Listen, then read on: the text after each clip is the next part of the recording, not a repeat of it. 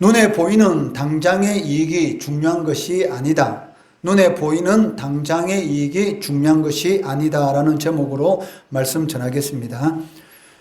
하나님께서는 그 하나님의 메시지를 전하실 때에 사람의 이름을 사용한다든지 아니면 선지자들의 가족사를 통해서 그 시대를 향한 메시지를 전하시기도 하였습니다.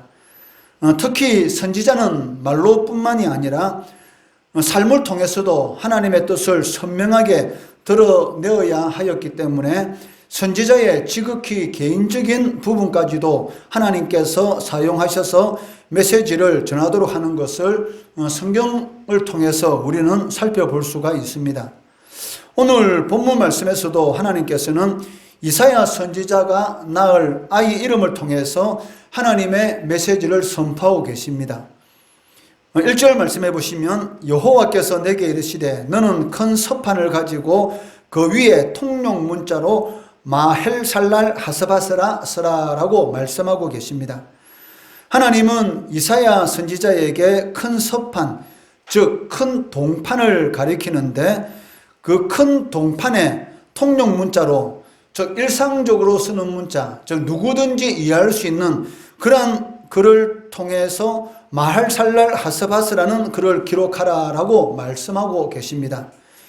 이 마헬살랄 하스바스라는 이 말은 동일한 의미가 두 번 반복되는 그러한 말입니다. 즉 마헬이라는 이 말은 빠르다라는 말이고 살랄이라는 이 말은 약탈품, 전리품을 의미하고 있습니다. 그리고 하스도 빠르다라는 그러한 말을 의미하고 있고 바스는 노획물을 의미하고 있습니다. 그러니까 전리품이 빠르다 아니면 노획물이 신속하다라는 이런 동일한 의미의 뜻이 두 번 반복되고 있다는 것을 우리는 알 수가 있습니다. 이사야가 낳을 이 둘째 아들의 이름인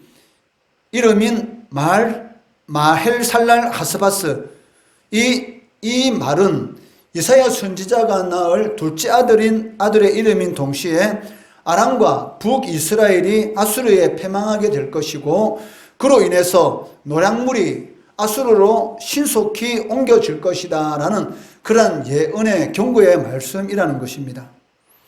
이처럼 하나님께서는 남쪽 유다를 침략하였던 아람과 북이스라엘의 패망을 예언하시면서 제사장 우리아와 그리고 아하스 왕의 장인으로 추정되는 스가랴를 정인으로 세우시고 계십니다. 2절 말씀해 보시면 내가 진실한 정인 제사장 우리아와 여베레키야의 아들 스가랴를 불러 정언하게 하리라 라고 말씀하고 계십니다. 공적으로 이 증거될 수 있는 그 인원은 2명 이상이다 라고 이렇게 율법에서 말을 하고 있는 것처럼 하나님께서 하신 이 말씀에 대해서 확실히 이 증거하시기 위해서 또한 공적으로 효력 있는 그런 정언이 되기 위해서 반드시 두 사람의 정인이 나서야 된다는 것입니다. 이는 아람과 북이스라엘이 패망하는 그러한 사건이 그 아수르를 통해서 일어나기 이전에 이미 그러한 일이 일어날 것이다 라는 그 예언이 하나님을 통해서 전해졌다라는 것을 확정하기 위해서 이 두 사람을 정인으로 세우는 것을 볼 수가 있습니다. 그리고 또한 두 나라가 패망한 이 사건은 단지 우연이라든지 아니면 나라 간의 이런 세력 다툼으로 인해서 망한 것이 아니고 하나님의 이 역사를 주관하시는 그런 하나님의 계획 하에서 일어난 사건이다. 즉 아수르에 의해서 아람과 북쪽 이스라엘이 패망하게 되는 것은 그 나라 간의 세력 다툼이 아니라 하나님의 계획 안에서 이루어진 사건이다라는 것을 아무도 부인하지 못하도록 하기 위해서 두 사람의 증인들을 미리 세워서 하나님께서 예언하시는 것을 볼 수가 있다는 것입니다. 이를 통해서 우리가 무엇을 알 수 있습니까?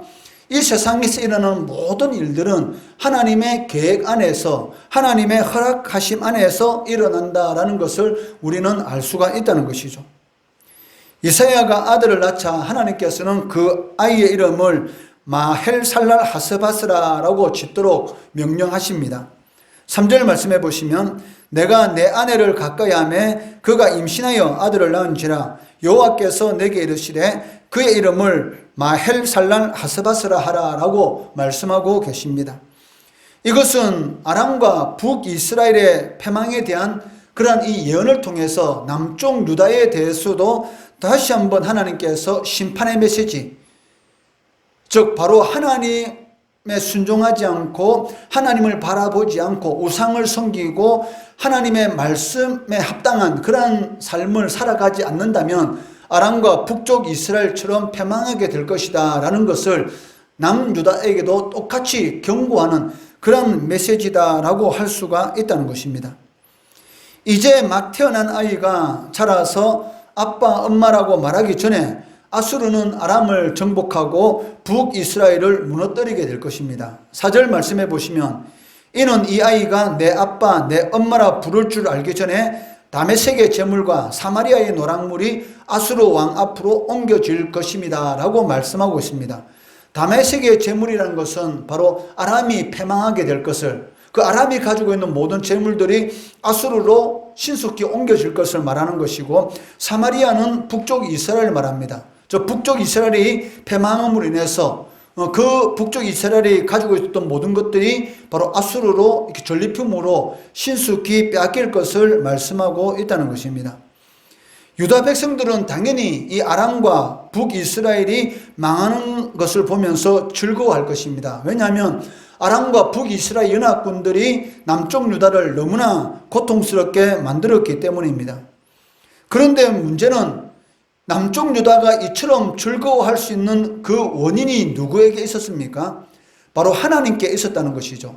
저 하나님께서 그렇게 하셨기 때문에 아수르에 의해서 유다를 괴롭히던 이 아람과 북쪽 이스라엘이 망하게 된 것입니다. 그런데 이 유다 백성들은 그러한 공로를 누구에게 돌렸습니까? 하나님께 돌리는 것이 아니라 아수르 왕에게 돌리고 있다는 것입니다. 이로 인해서 유다 백성들은 그렇게 감사에 맞지 않던 이 아수르 군대에 의해서 오히려 유다가 심판을 받게 되는 그러한 일을 당하게 되었던 것입니다. 6절 말씀해 보시면 이 백성이 천천히 흐르는 실로아 물을 버리고 르신과 르말리아의 아들을 기뻐하느니라 라고 말씀하고 있는데, 이게 무슨 말이냐면 르신은 아람을 뜻하고 르말리아는 북이스라엘 뜻합니다. 즉 아람과 북이스라엘이 망하는 것을 보고 기뻐하였는데 거기에 대한 그 공로를 실로아 물, 즉 하나님의 은혜로 여기지 않고, 즉 하나님의 은혜를 버리고 오직 이 아수르 왕에게, 아수르 군대에게 그 공로를 돌렸다는 것이죠. 그로 인해서 하나님께서 유다 백성들을 심판하게 될 건데 누구를 사용해서?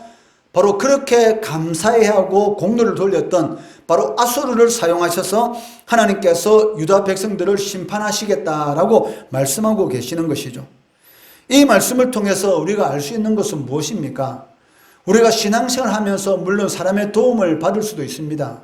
그리고 그 도움 때문에 사람에게 감사할 수도 있습니다. 그렇지만 그 사람이 나를 돕도록 한 원인은 누구에게 있습니까? 바로 하나님께 있다는 것이죠. 그렇기 때문에 하나님께 먼저 영광을 돌려야 되는 것이고 우리가 사람에게도 감사해야 되는 것이지, 하나님은 간데 온데 없고 오직 사람에게만 영광을 돌린다면 그것은 하나님의 진노를 자초하는 그런 일이 된다는 것을 오늘 이 남쪽 유다의 이런 모습을 보면서 우리는 알 수가 있습니다.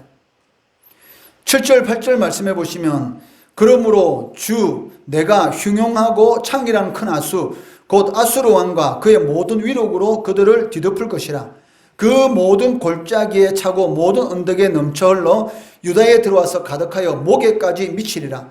임마누엘이여 그가 펴는 날개가 내 땅에 가득하리라 하셨느니라 라고 말씀하고 있습니다.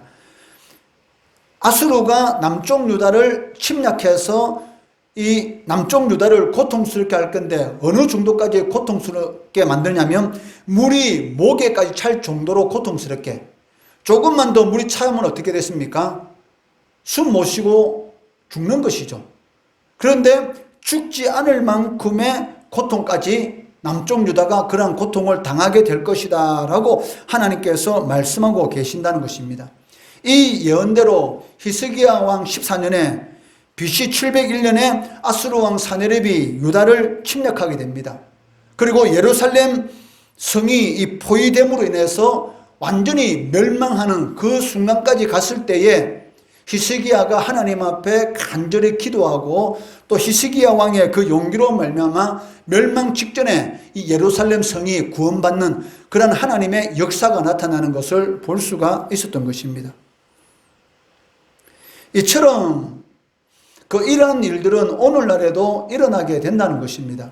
실로와 물을 버린 자들, 즉 하나님의 은혜가 아닌 당장 눈에 보이는 이익을 중요하게 여긴 자들은 남쪽 유다와 마찬가지로 결국에는 감당할 수 없는 그런 어려운 시련을 겪을 수밖에 없다는 것을 오늘 본문의 이 말씀을 통해서 우리는 알 수가 있다는 것입니다.